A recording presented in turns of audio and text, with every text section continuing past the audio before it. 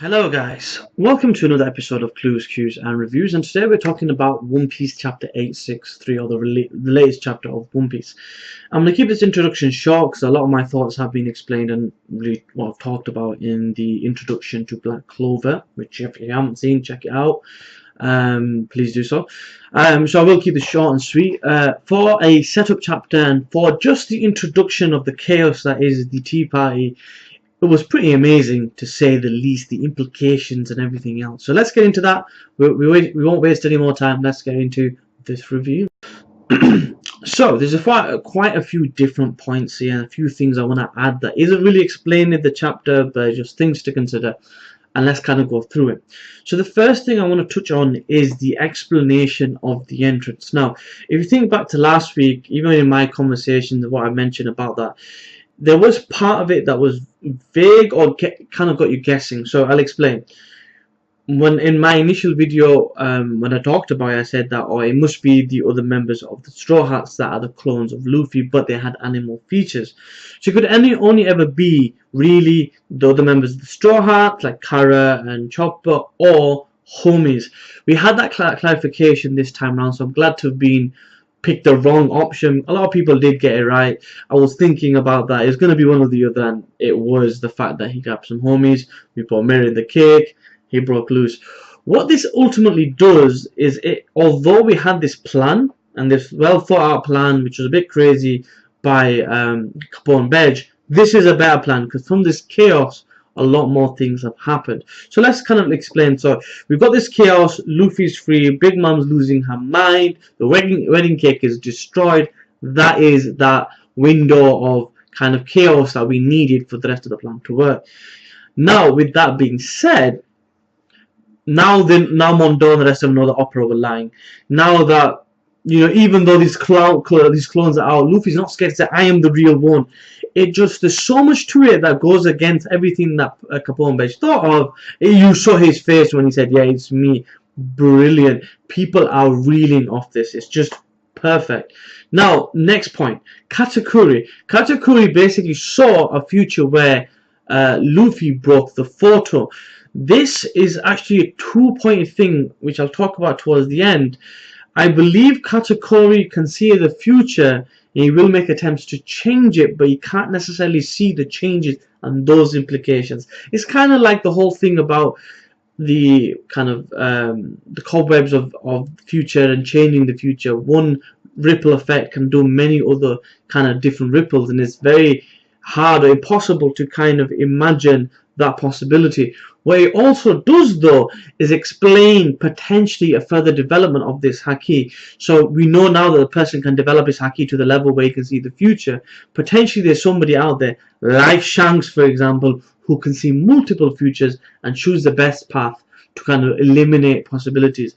For those who can take a good reference from this, there's another anime manga called World Trigger. There's a character who has a side effect in that called Jin, and when he sees a person, he sees their futures, and he uses his actions to basically get the best possible solution for what he has seen, kind of like the best case scenario or close to that.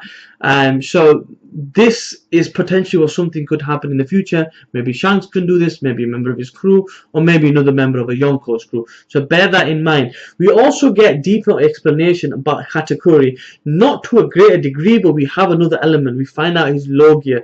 So his Logia type is a type of candy. What kind of came to me when I thought about that is gumbo, and the type of sweets that are really sticky, kind of like a caramel, a gooey type of thing. And that's what came to mind. Now, this got countered very quickly with the ability of Jinbei with the water, because he's been with that crew. He's kind of understood the weaknesses, and this sets Luffy free. Now, this sets up probably the best point of this chapter, Jinbei. There's so many things to it. Number one, for all those people that thought Jinbei wasn't going to join the crew, this is pretty much him telling you he's joining. The main issue that we had was his tie to Big Mom. He had to get that sorted. He sorts it out now. So she goes to him. Big Mom goes to him. Stay or give me your life, part of your soul, part of your life. And he goes, yeah, take it. but she can't take it because he's not afraid. And the line he came out with, I was so fanboying when it happened. I just couldn't believe he said this. He goes, for a person that's going to join the future Pirate King's crew, why would I cower to a mere Yonko? That shows you how much of a difference a Pirate King is to a Yonko. The fact that the Yonko haven't been able to become the next Pirate King shows that difference. And for him to say that was magnificent. Magnifique. It was beautiful. Now, what this also does, though, is it gives you an explanation to the weakness of Big Mom. Not damaging her, but her ability. I wanted to kind of point out something. Jinbei was not afraid to die. He wasn't afraid to be scared. He made his mind up. He was resolute and going forward.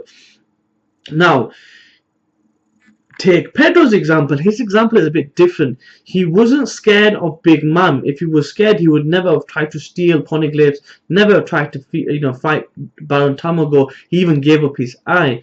What he ultimately was afraid of was dying, losing his life there. He wasn't scared of Big Mom. He was scared of dying there. That was ultimately what basically messed him up. So that I wanted to point out that basically Pedro isn't scared of Big Mom as far as I can see. He was actually afraid of dying. Now coming back, he isn't scared of dying because he has limited time left. Now, what's the next thing to bear in mind? There was a panel. There's two panels I'm going to talk about. This one's important. There was a panel, a toy-like Luffy type of person, making all the characteristics of Brook, breaking the photo. Now, bearing in mind, Capone Bedge's men are waiting with rockets. That is going to set in motion something amazing next week, where we can potentially see the downfall of Big Mom. With that being the case, she might not die. There's two things that could happen. Luffy could just let it happen. Luffy could just let her die and say, okay, cool, my part is done, I'm alright. Or we could see the true character of Luffy and him basically saying, look, my job was to save Sanji. I'm not here for you. I'm not bothered. I can take you down. I'm going to be the future Pirate King. And he may save her life in exchange for Pedro's soul. Would that not be a perfect way to bring Pedro's life back in the sense of his remaining life so that he could potentially join the pirate crew or the alliance later on? I'm going to leave you with that thought.